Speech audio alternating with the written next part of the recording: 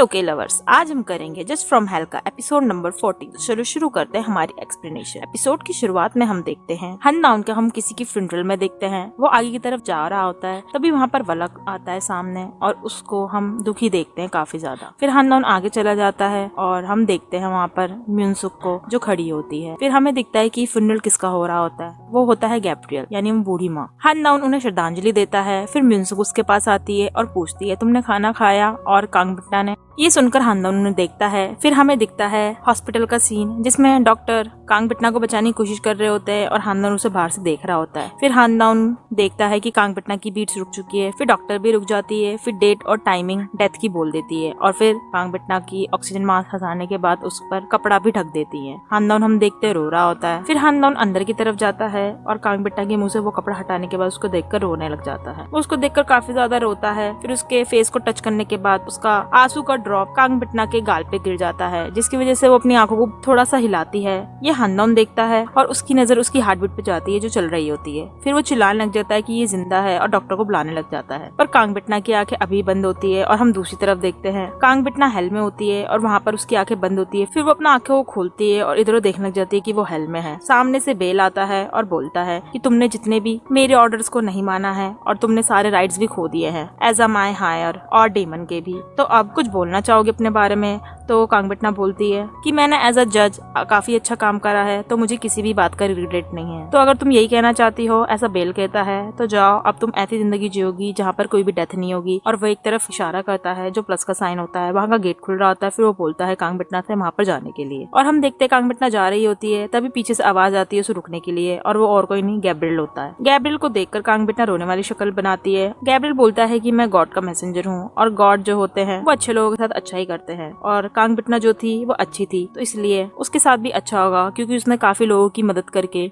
बहुत से evil people को मारा है और काफी अच्छे लोगों को खुशी भी दी है। तो इसलिए कांगबिट्टा को दोबारा से एक लाइफ जीने का मौका मिलता है और वो कमांड देती है बेल को कि तुम मानोगे वाली बात को। ये सुनकर बेल वहाँ से चला जाता है और कांगबिट्टा रहती है। कांगबिट्टा बोलती है अगर तुम यहाँ पर हो इसका मतलब तुम मर गई, तुमने मेरे को बचाने के लिए तुम मर गई। फिर गैब्रियल स्माइल देता है उसे और हम फ्लैशबैक में देखते हैं जिसमें वो बूढ़ी माँ स्माइल करती है। फिर जो मोमबत्ती जगी हुई होती है वो बुझ जाती है और फिर हम देखते हैं गैब्रियल बताता है तुम लास्ट गुड पीपल थी जिसको मेरे को बचाना था, इसलिए मैंने ये करा। तो कांगबिट्टा बोलती है मतलब जो तुमने बोला था कि तेक्यू को छोड़ने के लिए, तो गैब्रियल कहता है वो मेरा एक लास्ट टेस्ट था तुम्हारे लिए और जो तुमने पूरा करा। ये सुनकर कांगबिट्टा स्माइल करती है और गैब्रियल बोलता है कि जाओ तुम जा सकती हो यहाँ से और अपने अनफिनिश्ड बिजनेस को भी पूरा कर सकती हो। कांगबिट्टा कहती है इसका मतलब हम एक दूसरे को नहीं देखेंगे। तो गैब्रियल चुप रहता है। फिर वो अपना हाथ लाता है और उसके पेट में रखता है। वहाँ पर फिर कुछ लाइट सी दिखती है हमें और फिर वो उसे स्माइल देता है। कांगबिट्टा भी स्माइल करती है। दूसरी तरफ हम देखते हैं कांगबिट्टा अपनी आंखें खोलती है एकदम से और उसकी आंखें चेंज होती है। फिर हननाउन पूछता है उससे तुम मुझे पहचान रही हो, एक काम करो तुम बैठी रहो भी मत उठो। कांगबिट्टा उसकी कोशिश करती है। फिर वो बोलती है कि नहीं मेरे को तो बिल्कुल भी दर्द नहीं हो रहा है और वो अपने पेट को देखने लग जाती है। तो हननाउन पीछे की तरफ मुड़ जाता है। फिर कांगबिट्टा बोलती है मेरे पेट को देखो, पर हननाउन शर्मा जाता है और बोलता है नहीं मुझे नहीं देखना है। फिर कांगबिट्टा भी छुपा लेती है। और दूसरी तरफ हम देखते हैं हननाउन को यूनसुक का फोन आता है और हननाउन बोलता है कि मतलब क्या तेक्यू मिसिंग हो गया है, और कांगबिट्टा भी शॉक में हो जाती है। फिर अगले सीन में हम देखते हैं जिसमें तेक्यू को एक पर्ची मिलती है जो कि सीक्रेट पैसेज का होता है। फिर वो पुलिस वाले से बोलता है कि मुझे एक स्पेशल लीव करनी है और फिर वो फ्यूनरल में जाता है। पर फ्यूनरल में वहाँ पर देखते पुलिस वाला कि वो होता नहीं है। और दूसरी तरफ तेक्यू का जो प्रोसिक्यूटर होता है वो उसे सामान देता है, बोलता है कि ये पासपोर्ट वगैरह है। फिर वो बोलता है कि जो मैंने बोला था वो तुमने कर दिया नहीं कर दिया है। फिर तेक्यू बोलता है हाँ वो हो गया है। फिर वो पूछता है तेक्यू की तुमने ये चीजें किसको बताई है? तो प्रोसिक्यूटर बोलता है पासपोर्ट वाले के अलावा किसी और को नहीं पता है। तो तेक्यू बोलता है चलो ठीक है तुम यहाँ से जा सकते हो। प्रोसिक्यूटर पीछे की तरफ मुड़ता है तो तेक्यू एक चाकू निकालता है, उसको डाल देता है। फिर उसे वो काफी तेज मारने लग जाता है और खूनम खून हो जाता है वहाँ पर। फिर वो बोलता है कि तुम कुछ भी नहीं कर सकते और वहाँ से वो भाग जाता है गाड़ी लेकर। और दूसरी तरफ हम देखते हैं कांगबिट्टा आ रही होती है तो हननाउन उनसे पूछता है कि तुम उसको मारने चली जाओगी। तो कांगबिट्टा उसे देखती है तो हननाउन बोलता है कि मैं एक ऑफिसर हूँ। तो कांगबिट्टा कहती है कि तुम मुझे रोकोगे? तो हननाउन कहता है कि तुमने मुझे बोला है कि वो मेरे ऊपर था कि मैंने जब अरेस्ट करा था और मैंने उसको तुम्हें दे दिया था, जो मैं भी कर सकता हूँ कुछ भी। फिर मेरे टाइम में तुमने मुझे बोला था या तो मैं अरेस्ट कर सकता हूँ उसे या फिर मार सकता हूँ। तो इस समय मैं तुम्हें बोलता जो भी तुम करना चाहते हो वो कर सकती हो, पर मैं एक ऑफिसर हूँ तो मैं भी उसे ट्रैक करूंगा और ज्यादा टाइम नहीं लगेगा जब हम उसे अरेस्ट कर लेंगे। तो कांगबिट्टा कहती है कोई बात नहीं, ये उससे पहले ही सब कुछ खत्म हो जाएगा। तो हननाउन कहता है कि केयरफुल रहना और इस कांगबिट्टा उसे स्माइल देती है। दूसरी तरफ हम देखते हैं तेक्यू जा रहा होता है कहीं, लेकिन उसको तभी पासवर्ड वाले का फोन आता है और बोलता है उसमें कि पासवर्ड में कोई दिक्कत है। जैसे सुनकर तेक्यू काफी ज्यादा गुस्से में हो जाता है और वो गाड़ी को यूटर्न में ले लेता है। और ये सब कांगबिटना भी देख रही होती है अपनी मिरर वाली पावर से, और उसके हाथ में लिपस्टिक होती है, वो लिपस्टिक लगाती है। और दूसरी तरफ वलक और वो क्लीनर्स और ग्रेमोरी होते हैं जो बातें कर रहे होते हैं। फिर वलक आता है और बोलता है कि हमने टेक्यू की जगह को पता कर लिया, वो अपने वेकेशन वाले होम में जाएगा। ये सुनकर कांगबिटना बोलती है अच्छी बात है। फिर ग्रेमोरी बोलती है कि तुम्हारी आउटफिट आज बहुत अच्छी है, और फिर वो और भी कुछ बातें करते हैं। ये सुनकर फिर कांगबिटना वहां से जा रही होती है अपनी कार में, और बाकी वो सारे एक्साइटेड हो रहे होते हैं काफी ज्यादा। दूसरी तरफ हम देखते हैं वो सारे पुलिस वाले उस डिटेक्टिव को देख रहे होते हैं जो मरा हुआ होता है। फिर वो बातें कर रहे होते हैं ये शायद टेक्यू नहीं करा होगा, ये उसे हेल्प करना चाहता होगा पर इसने उसको ही मार दिया होगा, ऐसा हुआ होगा यहाँ पे, और लगता है वो इसकी कार भी ले गया है यहाँ से, चलो जल्दी से वो भाग गया तो हमें उसे पकड़ना चाहिए। ये सब वो पुलिस वाले बोल रहे होते हैं। दूसरी तरफ हम देखते हैं टेक्यू अपने वेकेशन हाउस में जाता है अंदर की तरफ, और वहाँ इधर उधर देखने लग जाता है। फिर उसको कुछ आवाज आती है तो वो एक चीज को उठाता है, पर दूसरी तरफ से हम देखते हैं कांगबिटना उसे देख रही होती है। फिर कांगबिटना आती है उसके पास, टेक्यू बोलता है तुमने मुझे धोखा दिया था। तो कांगबिटना बोलती है तुम्हें नहीं पता डेमंस अच्छे नहीं होते हैं और तुमने मेरी बात मानी थी। ये सुनकर टेक्यू गुस्सा करता है, बोलता है फिर तो मैं भी तुम्हें नहीं जाने दे सकता हूँ, और वो उस पत्थर को लेकर उसको मारने लग जाता है। पर कांगबिटना लेती है और उसको धक्का दे देती है, और कांगबिटना उसे वार्न करती है, पर टेक्यू का गुस्सा आने लग जाता है। फिर कांगबिटना बोलती है चलो अब मैं तुम्हारा एक फाइनल ट्रायल करूंगी, तो तुम्हें बताना पड़ेगा तुमने जो भी काम करे तुम उसको अपना मानते हो नहीं मानते हो। तो टेक्यू बोलता है कि मानना क्या मानना, मैं कुछ नहीं मानता हूँ। तो कांगबिटना बोलती है ये तो काफी ज्यादा अच्छा होने वाला है। फिर उसके लेवल पर जाती है और बोलती है मैं तुम्हें अपने वर्ल्ड में इन्वाइट करने वाली हूँ, और तुम वो सारे एक्सपीरियंस लोगे जो भी तुमने विक्टिम के साथ करा था, तो उसके लिए रेडी हो जाओ, और ये एक ड्रीम की तरह होगा। फिर उसकी आंखें चेंज होती है और उसको बोलती है पर ये बहुत ज्यादा रियल भी होगा। टेक्यू की भी आंखें चेंज हो जाती है।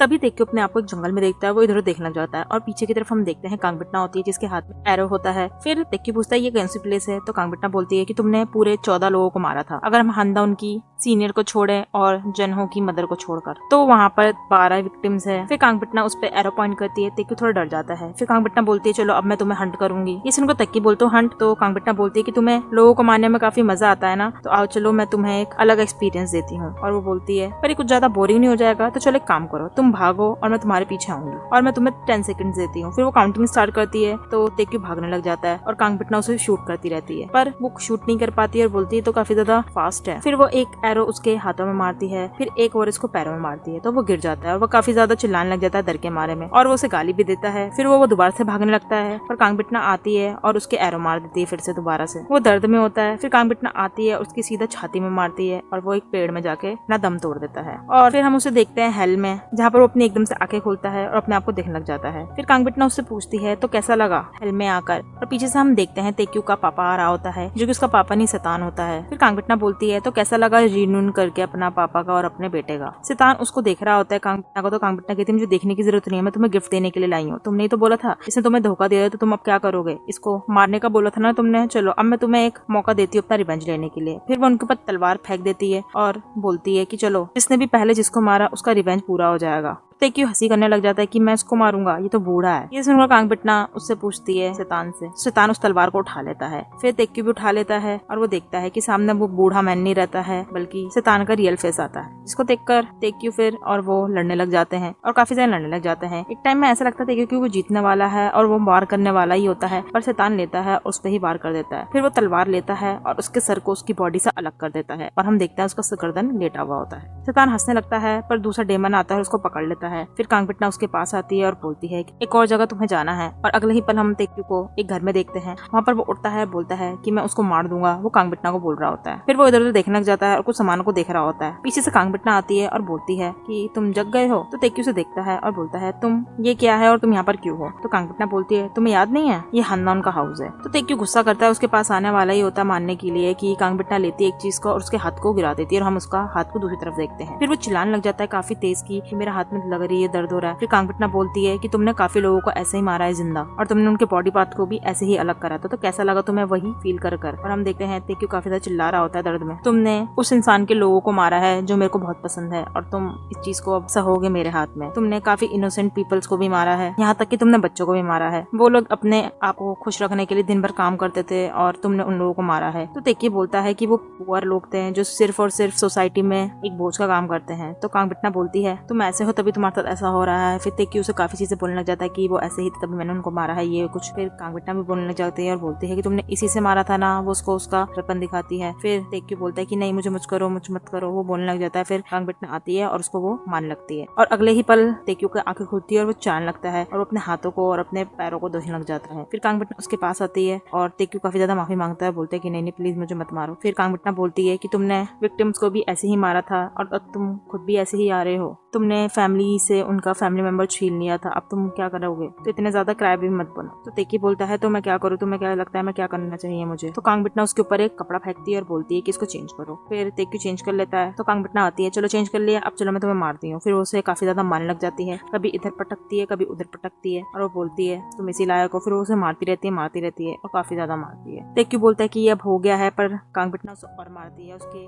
खून कर देती है और उसका फेस का स्ट्रक्चर भी बिगड़ जाता है। फिर कांगबिटना बोलती है कि उन लोगों से माफी मांगो, उनकी फैमिली से माफी मांगो। तो तेक्यू माफी मांगता है। तो कांगबिटना बोलती है कि तुम इसे अपने मन से मांगो। तो वो फिर दोबारा से मांगने लग जाता है और सर पटकने लग जाता है। फिर कांगबिटना बोलती है तुमने माफी तो मांग ली, पर तुम्हें माफ करने वाला यहाँ पर कोई नहीं है। तो मैं चाहूंगी कि तुम ये चीज हेल में जाके लर्न कर सको, और क्योंकि वहाँ पर कोई भी डेथ पेनल्टी नहीं होती है, तुम वहाँ पर मर नहीं सकते हो और वहाँ पर तुम्हें अपने आप को प्रिपेयर करना पड़ेगा। ये सुनकर तेक्यू उसको बोलता है और गाली देने लगता है। फिर कांगबिटना चाकू लेती है और उसकी आंखों का कलर चेंज होता है, फिर उसके घुसा देती है। चाकू घुसाने के बाद कांगबिटना स्माइल करती है, फिर वो दोबारा लेती है, दोबारा चाकू घुसाती है। फिर तेक्यू गिर जाता है तो वो उसके माथे पे वो ब्रांड पका देती है और दूसरी तरफ से हम देखते हैं हेल का दरवाजा खुलता है और उसमें तेक्यू की आत्मा चली जाती है। फिर कांगबिटना काफी ज्यादा रोने वाली फेस बनाने लगती है और वो काफी ज्यादा रोने भी लग जाती है।